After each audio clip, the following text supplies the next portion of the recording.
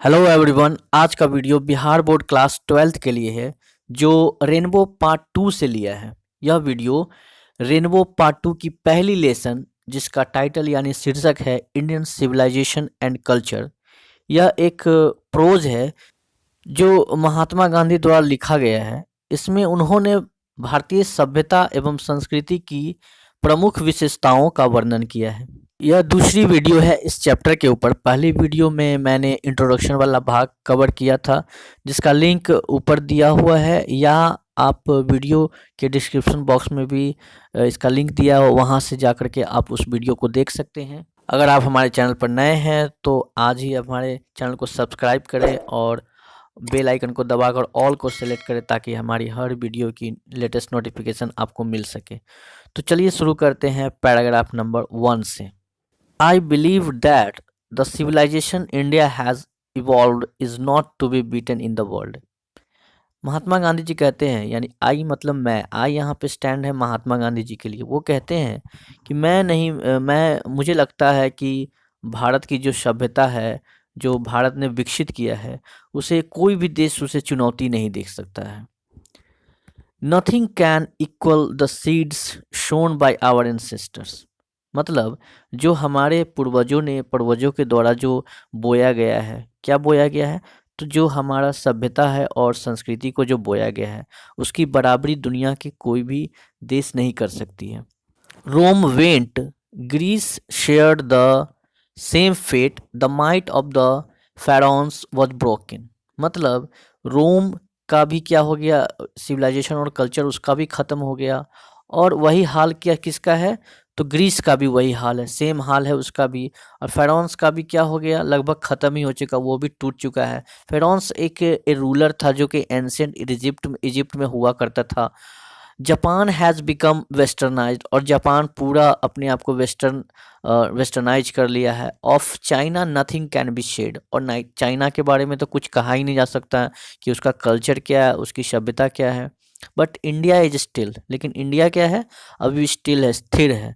Some how, किसी भी तरह, और other sound at the foundation, मतलब अपनी नींव पर बिल्कुल कायम है। अपनी जो नींव जो है बोया गया है हमारे पूर्वजों के द्वारा, जो एक सभ्यता और जो एक कल्चर बना करके गए हैं हमारे पूर्वजों ने, उसको वो अभी भी बना करके रखा हुआ है। The people of Europe learn their lesson from the writings of the men of Greece or Rome, which exist no longer in their former glory। मतलब जो यूरोप के जो लोग हैं वे लोग अपना सबक सीखते हैं कहाँ से, तो जो ग्रीस के जो लेखन है और रोम के जो लेखन है उससे वो सबक सीखते हैं। Which no longer in their former glory, जो कि अब बिल्कुल एग्जिस्ट ही नहीं करता है, उनके महिमा में अब बिल्कुल ख़त्म ही हो चुका है। In trying to learn from them, मतलब अब इन सब चीज़ को सीखने की कोशिश में the Europeans imagines that they will avoid the mistakes of Greece and Rome.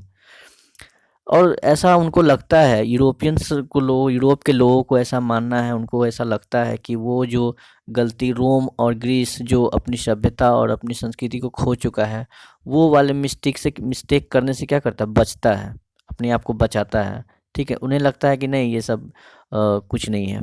Such is their pitiable condition, यही उनकी दयनीय स्थिति है। In the midst of all this, इन सब के बीच, India remains immovable and that is her glory. और इन सब के बीच क्या है, भारत जो है वो अचल है, वो बिल्कुल भी इधर से उधर नहीं डगमगाया है, और यही उसकी क्या है, महिमा है।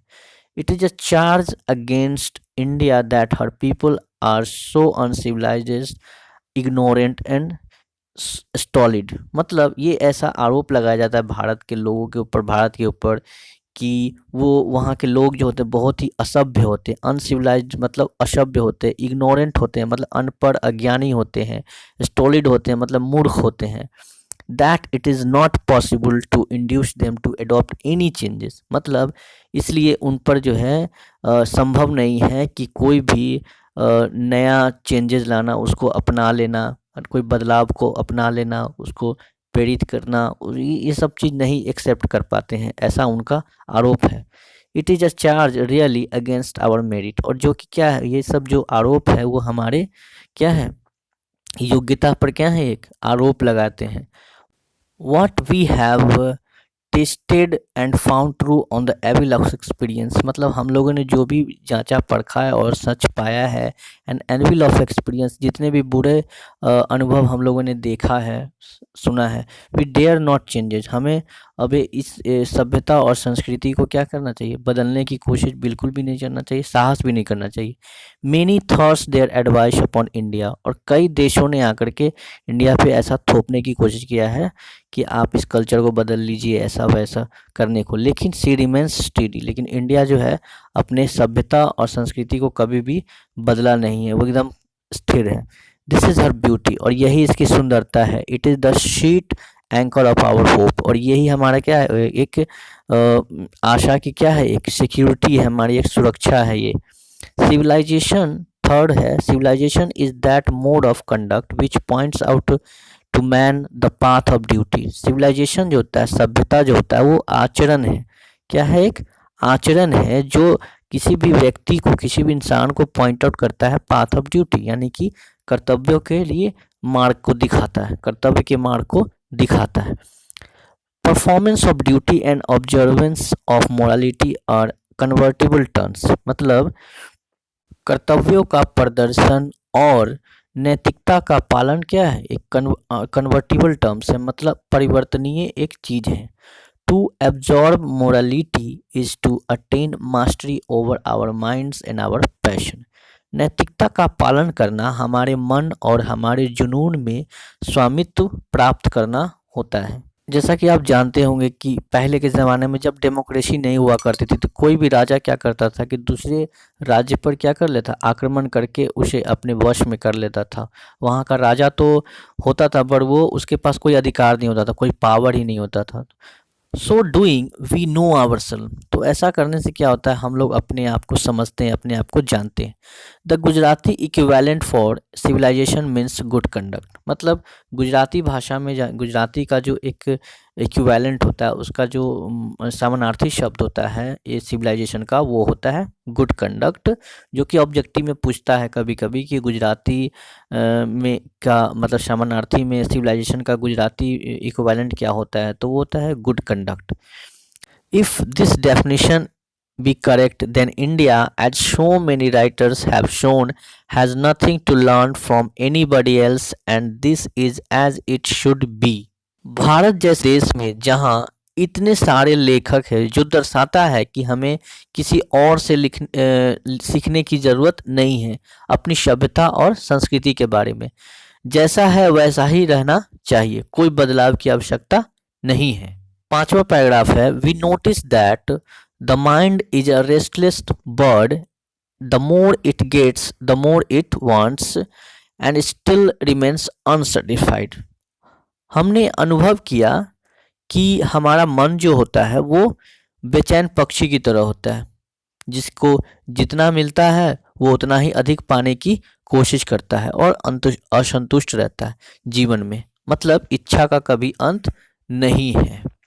The more we indulge in our passions the more unbridled they become, मतलब कि जितना अधिक हम अपनी भावनाओं में लिप्त और शामिल रहेंगे, सोचेंगे, उतना ही ये बेलगाम हो जाएगा, मतलब इस पर काबू पाना मुश्किल हो जाएगा।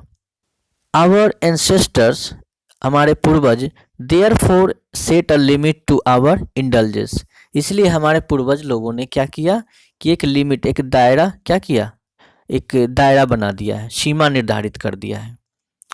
दे saw that happiness was largely a mental condition, तो उन्होंने देखा कि हमारी खुशी एवं इच्छा हमारी मानसिकता स्थिति पर निर्भर करती है, तो उन्होंने भोग विलास के जीवन की एक सीमा निर्धारित कर दी।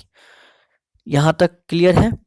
तो आज के इस वीडियो में इतना ही, बाकी बचे हुए पैराग्राफ को नेक्स्ट वीडियो में कवर करेंगे। और अगर हमारी वीडियो अच्छी लगी हो तो लाइक, शेयर, कमेंट और सब्सक्राइब जरूर करें। Thank you for watching this video.